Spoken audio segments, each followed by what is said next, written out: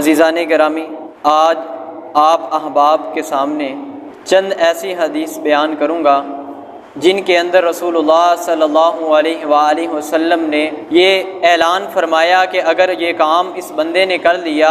وہ بندہ ہم میں سے نکل جائے گا، فلیس منی، وہ بندہ ہم میں سے نہیں ہے۔ لیکن یہاں پر سوال یہ پیدا ہوتا ہے کہ حدیث کے اندر استعمال ہونے والا یہ الفاظ فلیس منی، وہ بندہ ہم میں سے نہیں ہے، اس کا معنی مفہوم کیا ہے؟ کیا وہ بندہ دین اسلام سے نکل جاتا ہے، یا فلیس منی کا مطلب یہ ہے کہ وہ بندہ نیک اور صالحین لوگوں میں سے نکل گیا، یا اس کا مطلب یہ ہے کہ قیامت والے جن لوگوں کو شفاعت نبی کریم صلی اللہ علیہ وآلہ وسلم کی نصیب ہوگی وہ بندہ ان لوگوں میں سے نکل گیا؟ اس کی تفسیر اور وضاحت کے متعلق امام ابن حجر فرماتے ہیں لیس منا ای من اہل سنتنا و طریقتنا، کہ لیس منا کا مطلب یہ ہے وہ بندہ ہمارے طریقے میں سے نکل گیا، ہماری سنتوں کے اندر سے نکل گیا۔ اور بعض اہل علم کا یہ کہنا ہے لیس علی دیننا الکامل، کہ وہ بندہ کامل دین کے اوپر نہیں ہے، اس بندے کا دین مکمل نہیں ہے۔ لیکن اس کی صحیح وضاحت یہی بات ہوتی ہے کہ جس کے بارے میں بھی کہا گیا کہ لیس منا، اس کا معنی مفہوم یہی ہے کہ وہ بندہ دین اسلام سے خارج نہیں ہوتا، دین اسلام کے اندر ہی رہتا ہے، لیکن اس بندے کا دین نامکمل ہے، اس بندے کا ایمان ابھی نامکمل ہے، اس کے اندر ایمان ابھی ناقص قسم کا ہے۔ اور اسی طرح سے آپ کے سامنے اس کی وضاحت ایک مثال سے دیتا ہوں کہ اگر کوئی بندہ، اگر کوئی باپ اپنے بیٹے کے بارے میں یہ کہہ دیتا ہے کہ اگر میرے فلاں بیٹے نے یہ کام کیا اس کے ساتھ میرا کوئی تعلق نہیں، وہ بچہ، وہ بیٹا اپنے نفع نقصان کا وہ خود مالک ہے، اس کے آج کے بعد میرے سے کوئی تعلق نہیں ہے۔ اگر کوئی بندہ یہ بات کہہ دیتا ہے، اس انسان کے لیے ڈوب مرنے کا مقام ہے کہ میرا باپ میرے بارے میں یہ بات کہتا ہے۔ اس کا باپ اپنے بیٹے سے اس قدر تنگ ہو چکا ہے، اس کا بیٹا سرکش ہو چکا ہے اور باغی ہو چکا ہے، جس کی وجہ سے تنگ آ کر باپ نے یہ جملہ کہہ دیا۔ آپ ذرا تصور کے اندر یہ بات لائیے کہ اگر یہی بات آپ کے اور میرے نبی مکرم صلی اللہ علیہ وآلہ وسلم یہ بات کہہ دیں کہ اس بندے کا میرے ساتھ کوئی تعلق نہیں، وہ بندہ کس قدر برا انسان ہوگا، کس قدر وہ سرکشی کے اندر ڈوبا ہوگا اور اللہ رب العزت کی نافرمانی کے اندر لگا ہوا ہوگا۔ آپ کے سامنے چند وہ چیزیں بیان کروں گا جن کے اندر آپ صلی اللہ علیہ وآلہ وسلم نے ان لوگوں سے اپنی برات کا اظہار فرما دیا۔ سب سے پہلی چیز جو آپ صلی اللہ علیہ وآلہ وسلم نے بیان فرمائی، فمن راغب عن سنتی فلیس منی، جس بندے نے میری سنت سے بے رغبتی اختیار کی، جس نے میرے سنت سے اعراض کیا، اس کا میرے ساتھ کوئی تعلق نہیں ہے۔ لیکن ہمارے لیے جو فرض یہ بنتا ہے، ہم نبی کریم صلی اللہ علیہ وآلہ وسلم کے سچے امتی ہیں، امتی ہونے کا دعویٰ کرتے ہیں، اور امتی ہونے کا حق ہمارے اوپر یہ ہے کہ ہم رسول اللہ صلی اللہ علیہ وآلہ وسلم کی تمام باتوں کو مانیں، ان کے تمام طریقوں کے اوپر عمل کریں، جو چیزیں بھی انہوں نے بیان کی ہیں اسی کے مطابق اپنی زندگی کو گزاریں۔ لیکن آج ہمارے معاشرے کے اندر ان سنتوں سے، آپ صلی اللہ علیہ وآلہ وسلم کے ان فرامین سے سب سے زیادہ اعراض کیا جاتا ہے۔ مغربی تہذیب کو سب سے زیادہ ترجیح دی جاتی ہے، لوگوں کو خوش کرنے کے لیے، اپنے رشتہ داروں کو خوش کرنے کے لیے آپ صلی اللہ علیہ وآلہ وسلم کی سنتوں کو ٹھکرا دیا جاتا ہے۔ اور ہم سے بڑھ کر کوئی بدبخت انسان وہ کون سا ہو سکتا ہے کہ جس بندے نے اپنے نبی کی سنتوں کو، اپنے نبی کے طریقوں کو، اس کو ٹھکرا دیا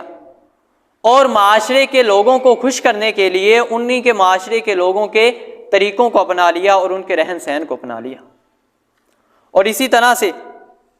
اس کی چند مثالیں ہمارے دین اسلام کے اندر آپ صلی اللہ علیہ وآلہ وسلم نے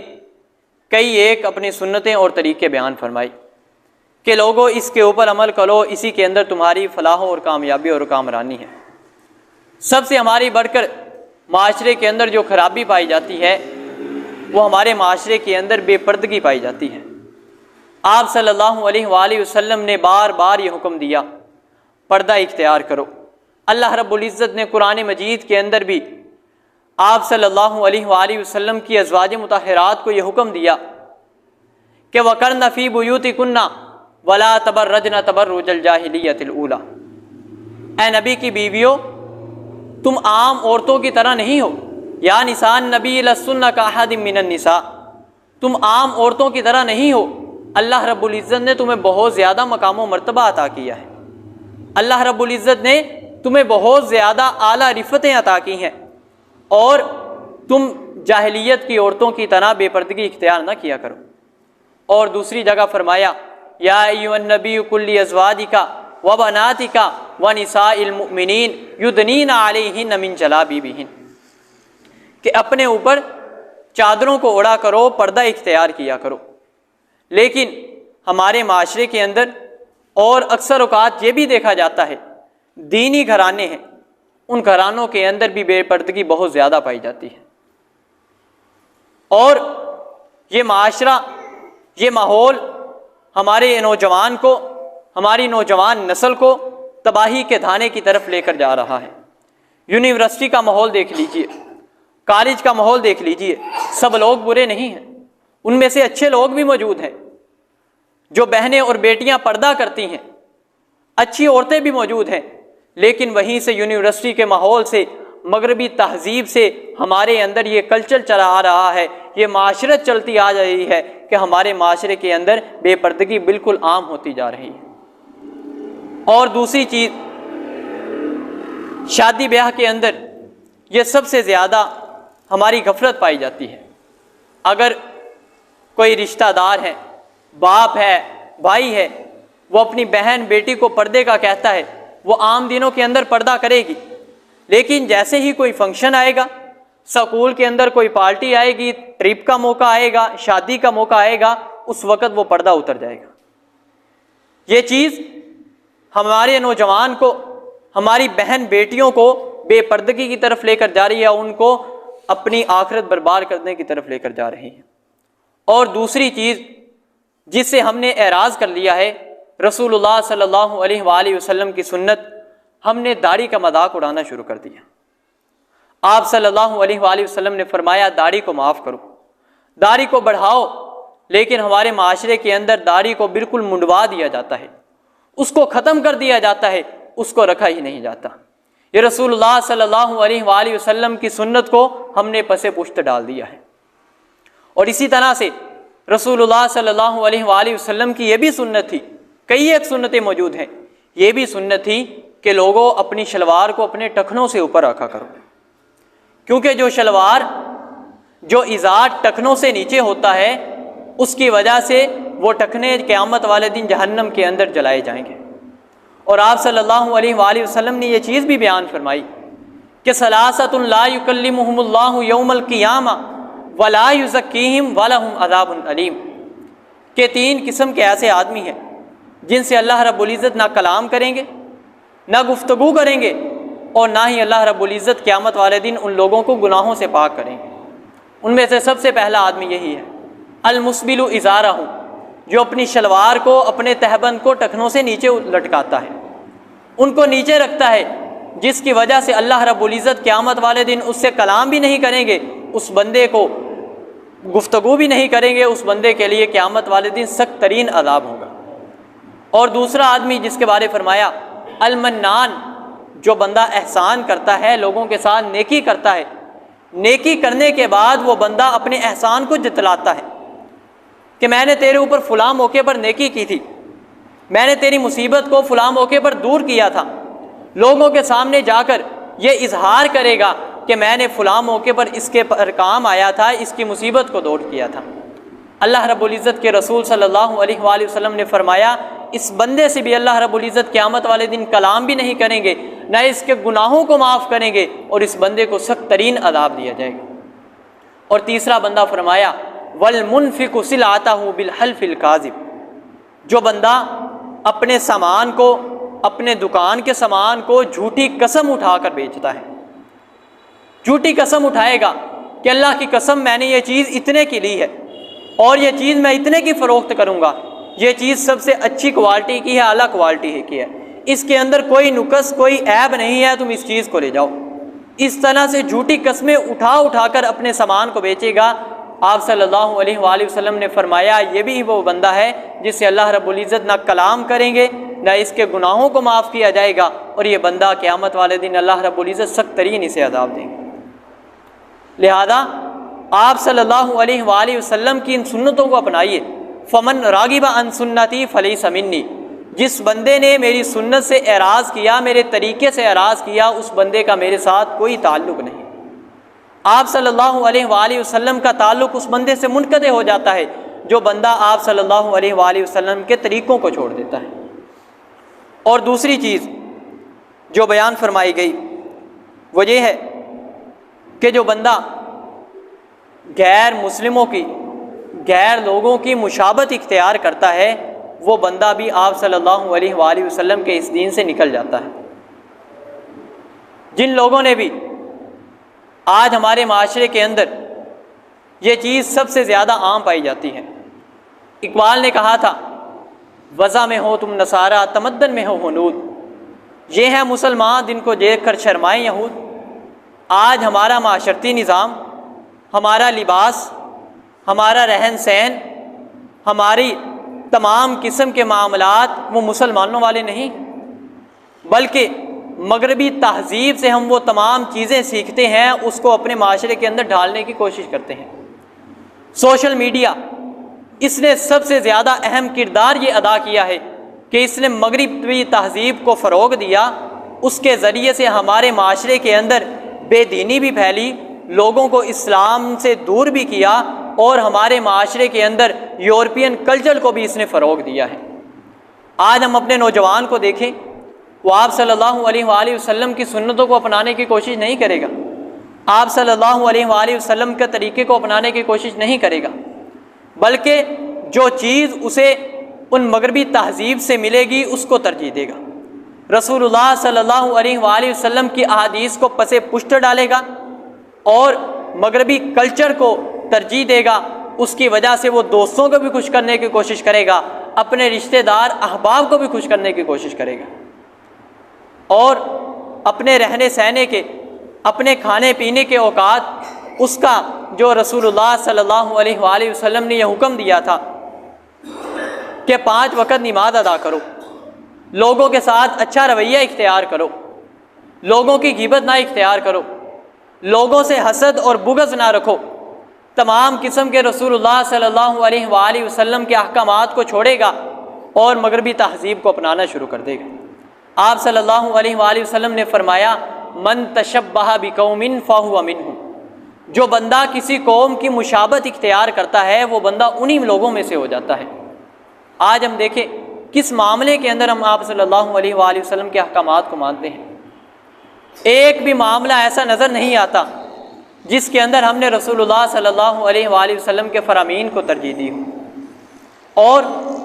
معاشرے کے اندر اس قدر مغربی تہذیب پائی جاتی ہے، نوجوان لڑکے ہیں انہوں نے کانوں کے اندر بالیاں ڈالی ہوئی ہیں، عورتوں کی مشابہت اختیار کی جاتی ہے۔ آپ صلی اللہ علیہ وآلہ وسلم نے یہ بھی منع فرمایا کہ جو بندہ عورتوں کی مشابہت کرتا ہے اور جو عورت بندوں کی مشابہت کرتی ہے اللہ رب العزت کی اس کے اوپر لعنت ہوتی ہے۔ آج یہی ہے، عورتیں مردوں کی مشابہت اختیار کرتی جا رہی ہیں،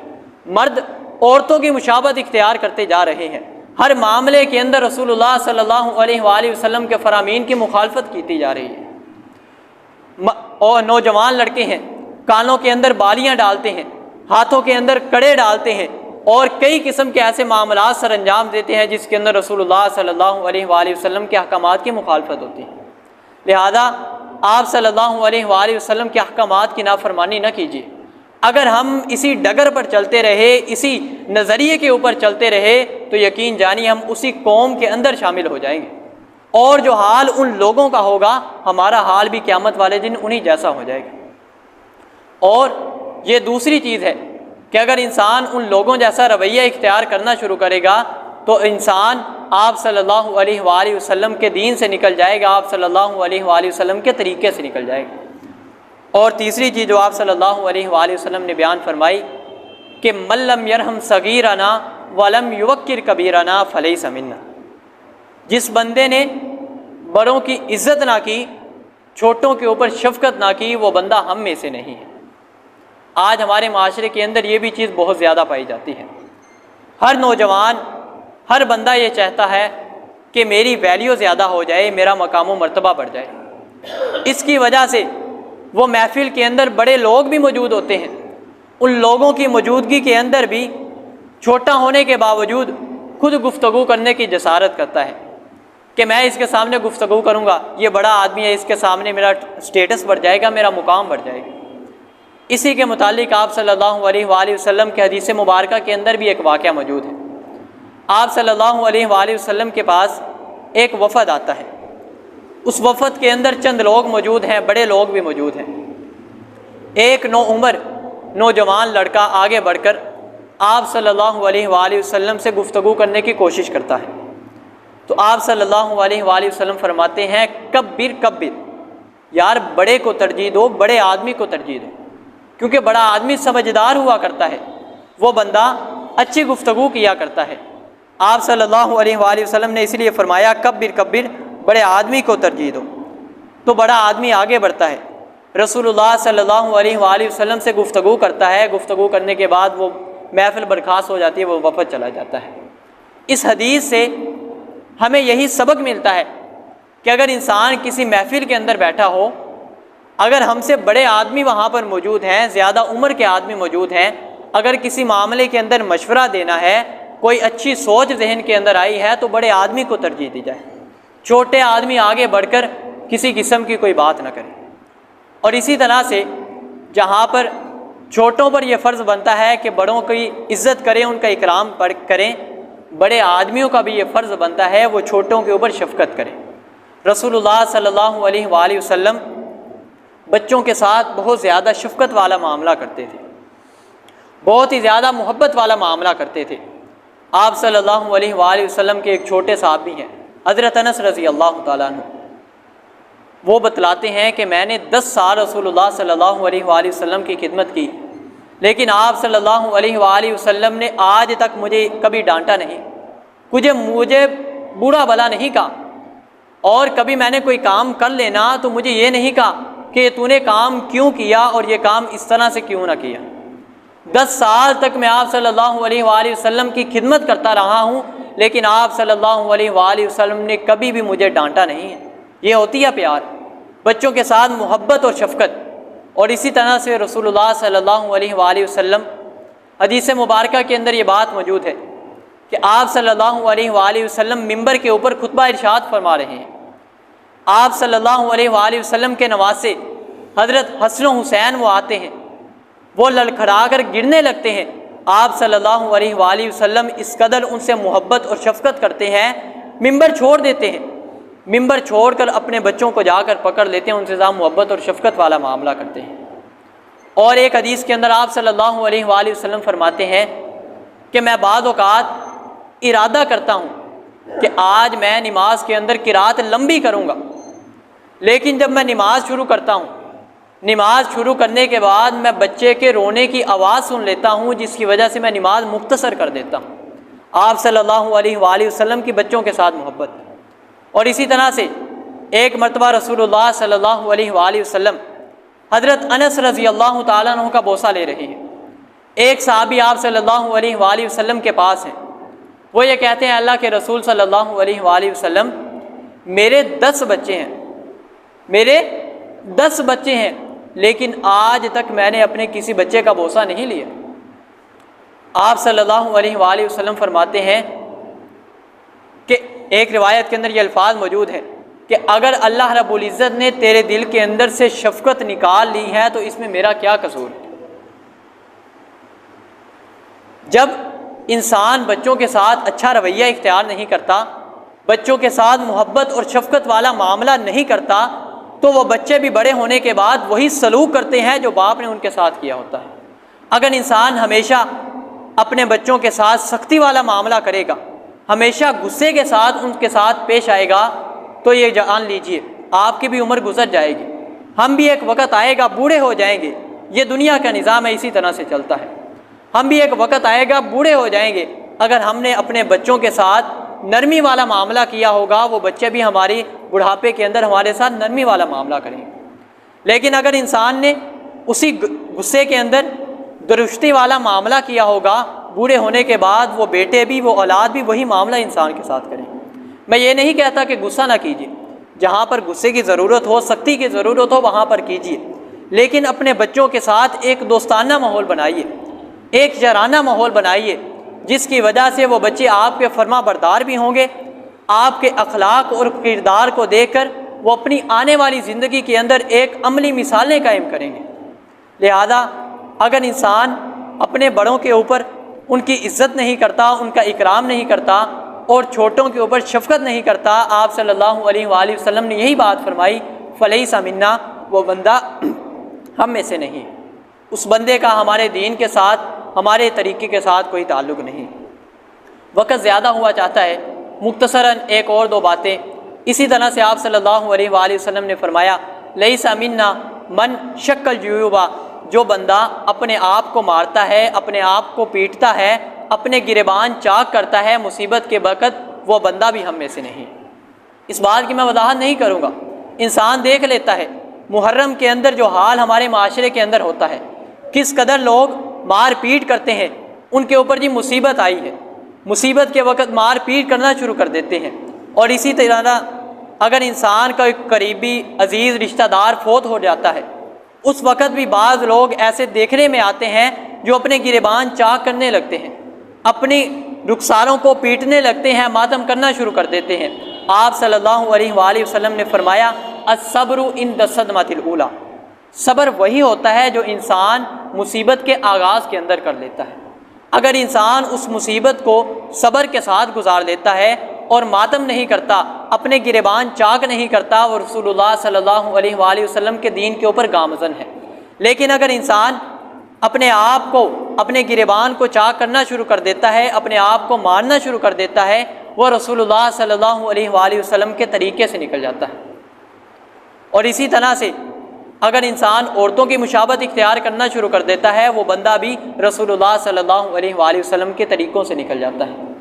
یہ بعض گزارشات تھی جو آپ کے سامنے رکھی۔ میں رب العالمین سے دعا کرتا ہوں کہ رب العالمین ہمیں صحیح معنوں کے اندر رسول اللہ صلی اللہ علیہ وآلہ وسلم کو سنت کے اپنانے کی اور آپ صلی اللہ علیہ وآلہ وسلم کے طریقوں پر چلنے کی توفیق عطا فرمائے۔ اقول قولی ھذا استغفر اللہ لی ولکم ولسائر المسلمین۔